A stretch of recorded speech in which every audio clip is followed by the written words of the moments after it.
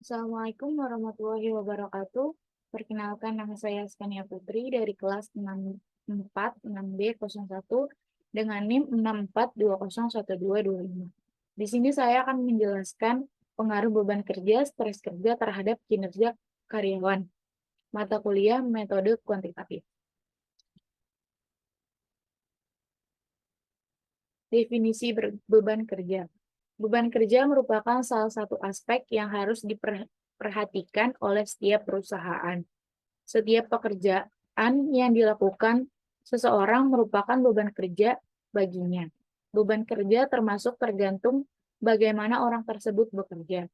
Beban kerja merupakan proses atau kegiatan yang harus diselesaikan oleh seseorang pekerja dalam jangka waktu tertentu.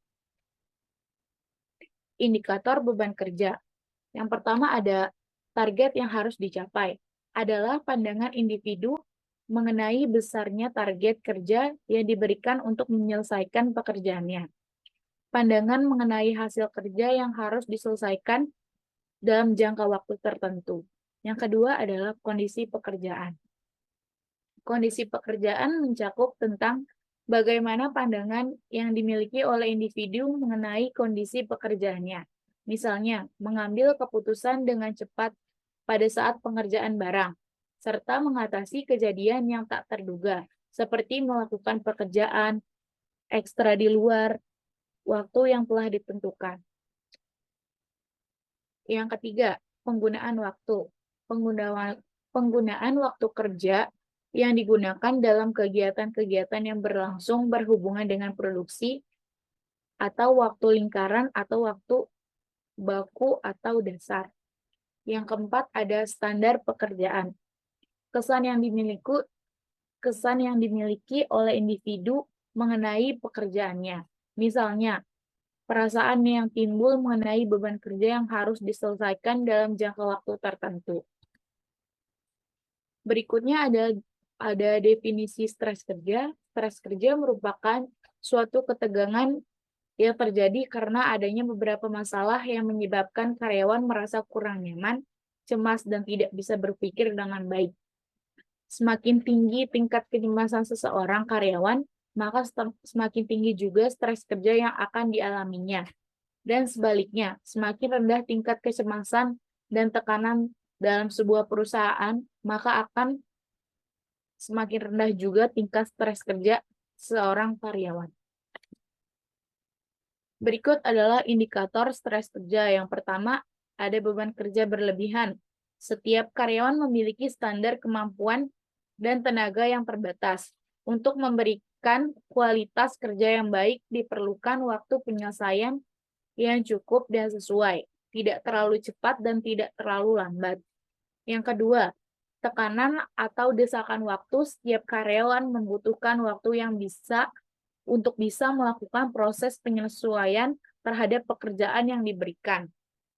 Untuk mendapatkan hasil pekerjaan yang maksimal dibutuhkan waktu yang cukup. Bekerja di bawah tekanan waktu akan menyebabkan karyawan merasakan kegelisahan dan kecemasan. Secara tidak langsung, hal tersebut dapat mengganggu pikiran dan konsentrasi pekerja yang dapat membuat karyawan mengalami stres kerja. Berikut adalah definisi kinerja karyawan menurut Hasibuan 2002-160. Kinerja merupakan suatu hasil kerja yang mencapai seseorang dalam melaksanakan tugas-tugasnya atas kecakapan, usaha, dan kesempatan. Berdasarkan paparan di atas, kinerja adalah suatu hasil yang dicapai seseorang dalam melakukan tugas-tugas yang didasarkan atas kecakapan, pengalaman, dan kesungguhan serta waktu menurut standar dan kriteria yang telah ditetapkan. Metode penelitian. Saya memakai metode sampel. Sampel adalah bagian dari jumlah dan karakteristik yang dimiliki oleh populasi tersebut. Sampel merupakan bagian yang berguna bagi tujuan penelitian populasi dan aspek-aspeknya. Sampel adalah bagian dari populasi yang diambil untuk diteliti. Berikut adalah rumus untuk menentukan sampel dengan menggunakan rumus. Berikut adalah rumusnya. N sama dengan N dibagi 1 tambah N E pangkat 2. Berikut adalah rumusnya. Perhitungan rumusnya. N sama dengan 30 per 1 ditambah 30 dalam kurung 0,05 pangkat 2. Dengan hasil N dibagi 1,075 sama dengan 28 responden. Uji realitas merupakan alat dalam mengukur suatu kuesioner yang merupakan indikator dari variabel atau konstruk suatu konstruk yang dinyatakan variabel atau variabel dinyatakan reliable apabila memiliki nilai Const-Batch alpha lebih dari 0,60. Adapun hasil uji realitas dalam penelitian ini adalah sebagai berikut. Beban kerja atau X1. Reliability statistik Const alpha-nya 0,854. Dan stres kerjanya reliability statistik Const-Batch alpha-nya 0,875 dan kinerja karyawannya 0,941. Dari tabel reliabilitas di atas disimpulkan bahwa variabel dinyatakan reliable ketika memiliki Const-Batch alpha-nya lebih dari 0,60. Uji validitas merupakan suatu pengujian untuk mengukur sah atau valid tidaknya suatu kuesioner, di mana suatu kuesioner dinyatakan valid apabila ternyata pernyataan pada kuesioner mampu mengungkapkan suatu yang akan diukur oleh kuesioner tersebut. Adapun pernyataan valid jika R hitung correct item dikurang total correlation lebih kecil dari R tabel. Namun N sampel adapun untuk R table dan penelitian ini sebesar 0,374.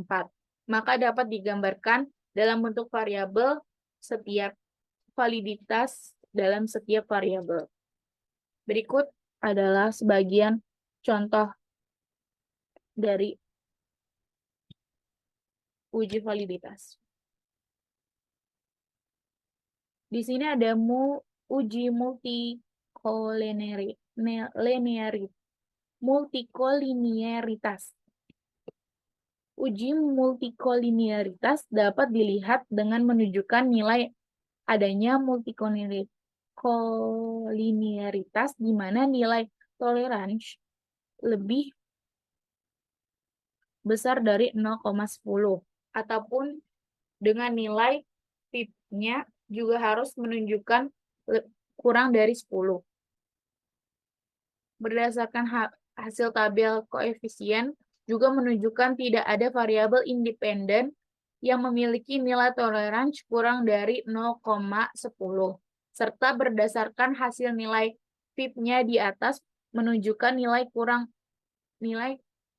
dari 10 yakni 1,708. Jadi dapat disimpulkan bahwa tidak ada multikolinearitas antara variabel independen dengan model regresi.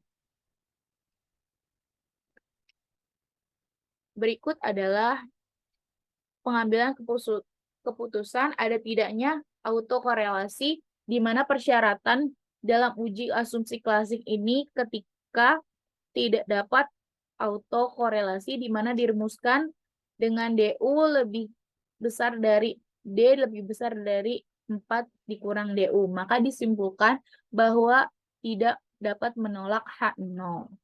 Berikut adalah perhitungannya. Maka dari hasil persyaratan uji autokorelasi dapat dinyatakan dan dapat disimpulkan bahwa tidak ada menolak H0 berarti tidak ada autokorelasi.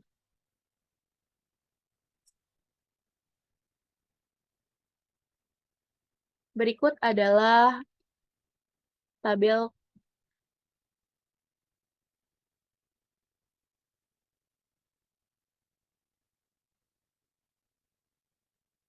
Uji heterokedasitas merupakan suatu uji yang bertujuan untuk menguji apakah dalam metode regresi terjadi ketidaksamaan yang dari residual suatu pengamatan ke pengamatan yang lain. Dasar analisis dari uji heterokedasitas adalah jika tidak ada pola yang jelas dan titik-titik menyebar di bawah angka 0 pada grafik scatter plot, maka pada sumbu Y maka tidak terjadi heterokedasitas. Berikut adalah tabel sampel Kolmogorov-nya. Berdasarkan output on sampel Kolmogorov dikurang Smirnov, dapat dijelaskan bahwa nilai tes statistik sebesar 0,145 atau dapat dinyatakan 0,145 lebih besar dari 0,05 dan sedangkan sampel Aspin site-nya 0,34 lebih besar dari 0,05, maka model regresi ini memenuhi asumsi normalitas. Dengan demikian, model regresi layak dipergunakan dalam penelitian. Berikut adalah uji linearitas.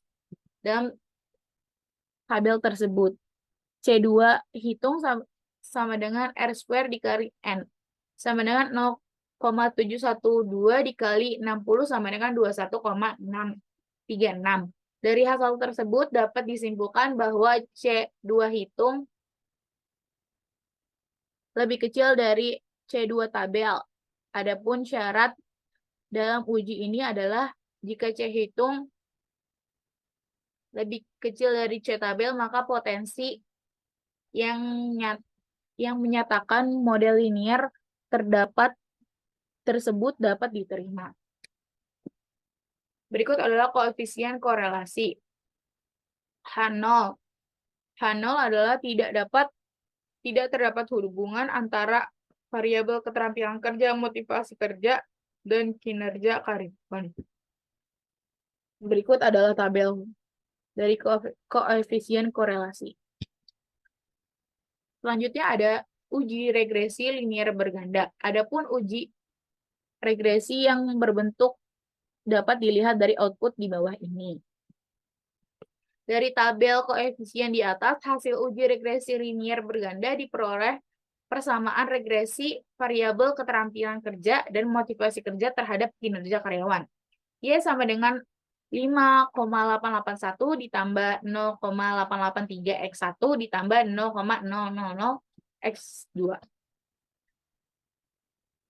Selanjutnya, kesimpulan dari semuanya adalah di mana dapat diartikan jika terdapat penambahan dalam peningkatan X1 dan nilai X2 dianggap konstan, maka akan berdampak terhadap pengurangan kinerja karyawan.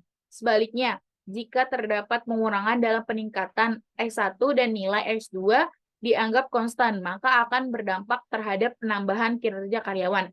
Begitu halnya jika terdapat peningkatan dalam stres kerja dan nilai variabel beban kerja dianggap konstan atau tetap, maka akan mempengaruhi peningkatan kinerja karyawan.